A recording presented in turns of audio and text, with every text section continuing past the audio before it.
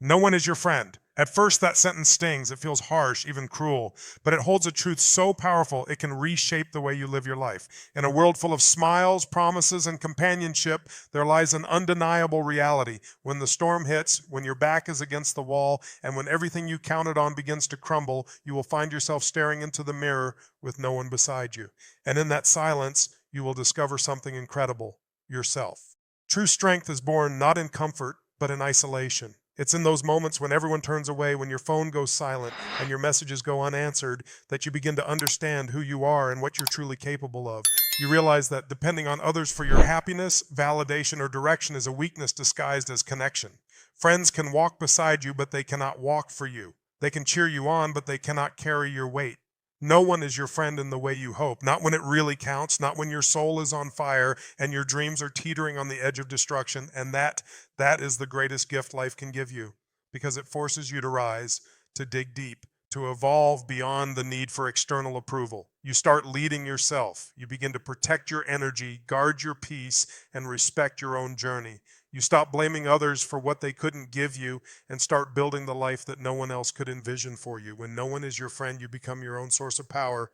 No one is your friend when success is still a dream, when you're grinding in silence, when you're waking up early and sleeping late, chasing a vision no one else sees. You will look around and find empty spaces where loyalty was promised. People applaud results, not effort.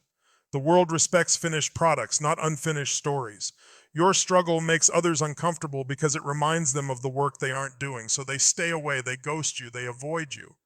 And that hurts, but it's also clarity. It shows you who's only there for the spotlight, not the darkness. And here's the secret: the darkness is where the real work happens. It's where resilience is forged, where focus sharpens, and where discipline becomes non-negotiable. When no one is your friend, you stop trying to convince people of your worth. You start proving it to yourself. You learn that not everyone clapping for you wants to see you win. Some clap just loud enough to distract you, hoping you'll trip. When you're alone, there's no one to fake it for, no one to impress, just you and the mission. And that purity is priceless. It's raw, it's real, and it's transformative. In this solitude, your voice gets louder, your instincts sharper, and your goals clearer. You begin to realize that maybe you were meant to walk alone for a while, not because you're unworthy of company, but because greatness requires isolation. It requires you to break before you build, to lose before you learn, and to face the silence before you hear your calling. No one is your friend when you change. Growth is uncomfortable, not just for you, but for everyone around you. When you decide to break free from old habits, toxic patterns, or limiting environments, people start pulling back. They call you different, distant, or difficult. But what they really mean is that they can't control you anymore. You've evolved beyond the version of yourself they were comfortable with. And evolution scares people because when you rise, you reflect what they refuse to confront. Don't let their discomfort make you shrink. Don't trade your transformation for temporary companionship. You weren't put here to fit in. You were made to rise above, to lead, not follow. And leaders walk lonely roads. The price of purpose is often paid in solitude. But that solitude is sacred. It separates the dreamers from the doers, the victims from the victors. You are not alone because you're unlovable. You're alone because you're unshakable. You no longer need permission to be great. You don't wait for validation to take action. You move and the world follows. The people who once doubted you will ask how you did it. But they weren't there when you were crying in silence, fighting invisible battles and pushing through fear. They only see the result. They never saw the resolve. And that's okay. Because this journey isn't about proving them wrong. It's about proving yourself right. When no one is your friend, your mission becomes louder than their opinions. You find peace in progress, not popularity. No one is your friend when you're down. It's easy to be loved when you're winning, when your name is trending, when your victories are public. But lose once and watch the room empty. Go broke and see how many still answer your calls. Fail and count how many still believe in you. Pain exposes people. Struggle reveals truth. It filters your circle down to nothing but mirrors. And that's a blessing in disguise. Because in your lowest moments, you stop living for others. You stop hiding behind titles, likes, or applause. You start facing the real you, raw, unfiltered, and unafraid. Pain becomes your teacher. Disappointment becomes your fuel. And failure becomes your foundation. When no one is your friend, you realize you don't need anyone to survive. You only need your vision, your faith, and your grind. You begin building from rock bottom with bricks no one else saw. You become your own source of motivation, your own reason to wake up, your own light in the darkness.